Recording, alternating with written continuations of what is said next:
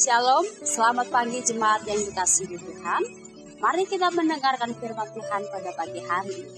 Firman Tuhan hari ini akan diambil dari 1 Petrus 1 ayat 23. Karena kamu telah dilahirkan kembali bukan dari benih yang fana, tetapi dari benih yang tidak fana, oleh firman Allah yang hidup dan yang kekal.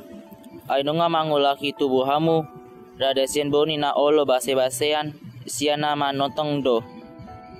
Pinahen ni hata mangolu jalan namian ni nasian debata. Demikian firman Tuhan. Bapak Ibu jemaat yang dikasihi Tuhan, kalau kita mengetahui biji sesawi adalah biji yang paling kecil dari semua jenis pohon yang ada di dunia ini. Biji sesawi besarnya seperti pasir, tapi ketika dia tumbuh, dia bisa menghasilkan pohon yang begitu kuat batangnya, begitu kokoh, begitu rimbun daun-daunnya, dan ia berbuah. Oleh sebab itu, jemaat yang dikasihi Tuhan, bukan hanya berbuah, tapi pohon itu akan menjadi tempat perteduhan bagi burung-burung yang ada di udara.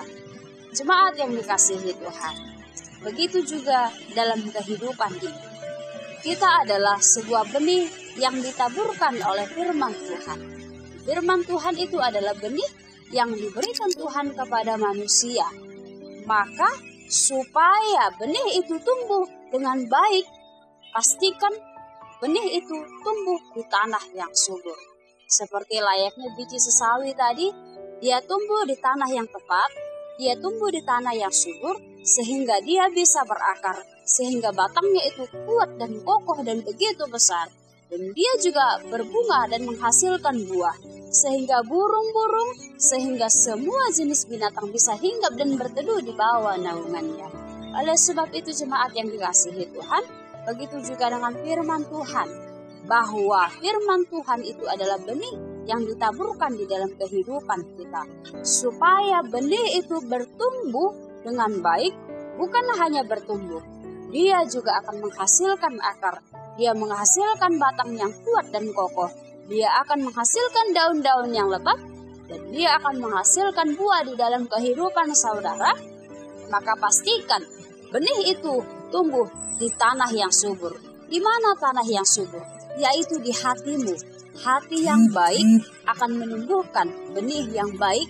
Maka ketika apapun yang menerpa kehidupanmu, engkau tetap kuat dan engkau tetap kokoh di dalam Tuhan.